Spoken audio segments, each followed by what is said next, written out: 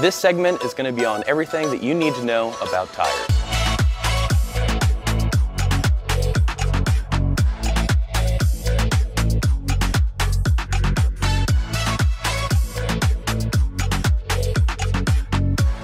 Do you need new tires? You need to be aware of 3 things when deciding if you need new tires: tread wear, exposure to the elements, and your tire's age. When buying new tires, it can be a daunting experience.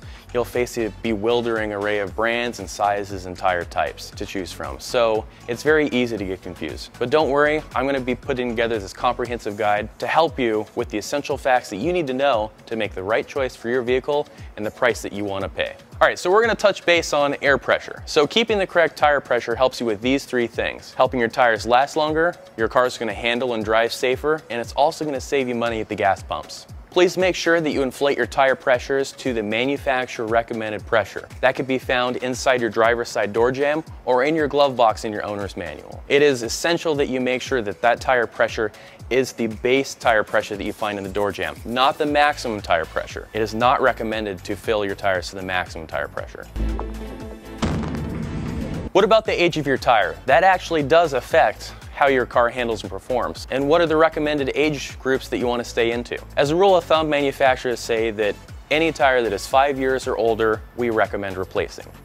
After 10 years, manufacturers say that's when the tire's composition starts to break down. So on the sidewall of a tire, you will see 4 numbers. The first 2 digits will be the weeks that it was made.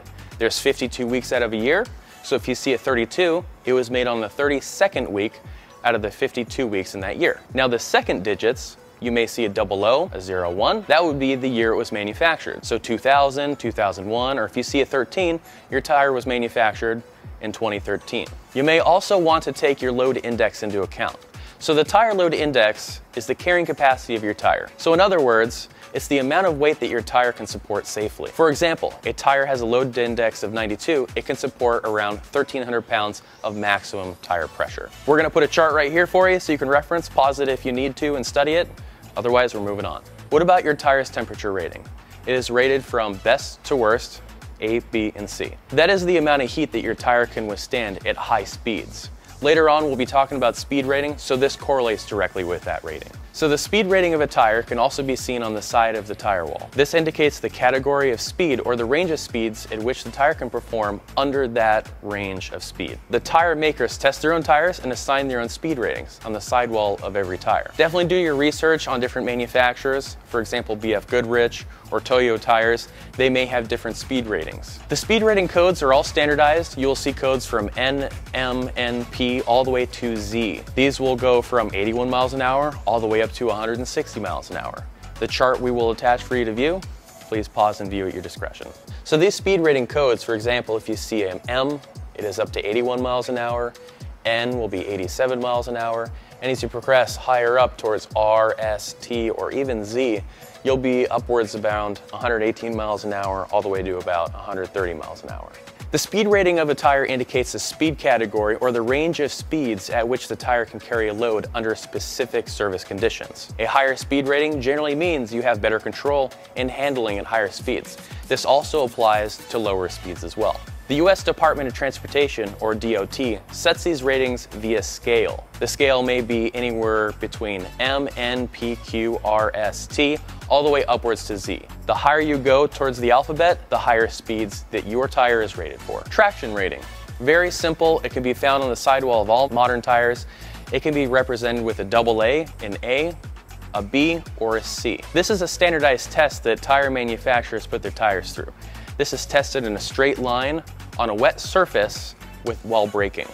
AA is the best rating, A is the second best rating, B, and then C all the way to the worst. Tread wear rating. Tread wear on the sidewall, followed by the number like 120 or 180, is the rating of a tread's durability. This is a reference number, let's say 100, so the tire with a tread wear rating of 200 is twice the service life as the industry standard, while the rating of 80 means the predicted tread wear life is only at 80%. So the tire markings indicated on the side of the tread here, you'll see a 225, 60 with an R15.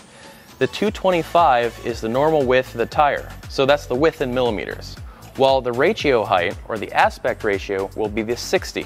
The rim diameter is pretty simple to remember. Just think R as in rim, and that's a 15-inch rim that will go along with that. It is a radial rim, so that's why there's an R. And the load index in the speed rating, as we went over earlier, is 96, and the rating is H. MS stands for mud and snow, so that is just your standard mud and snow all-terrain tire. Tire brands. What tire do you need to choose? Well, some of my personal recommendations are, I like Michelin, BF Goodrich, all the standard tires that are offered at, let's just say, Costco. Discount Tire offers pretty good tires. I tend to stay away from the cheaper ones. American-made tires are built well, and they're pretty sturdy. Do your research on tires. You may want to invest more, so that way later on you don't have to buy another tires if they prematurely wear out. So, service description.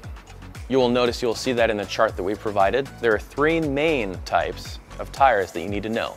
P stands for passenger vehicles, LT stands for light truck, and ST stands for special trailer. Most people will have either the P type tire or the LT type tire.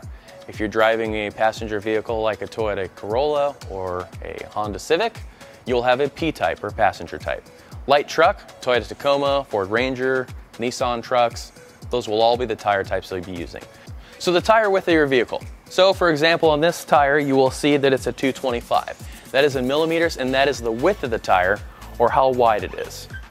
The next would be the aspect ratio. That's generally a smaller number. It is the section height compared to its section width. So what this means is this is the height of the sidewall. It is 65% of the section width.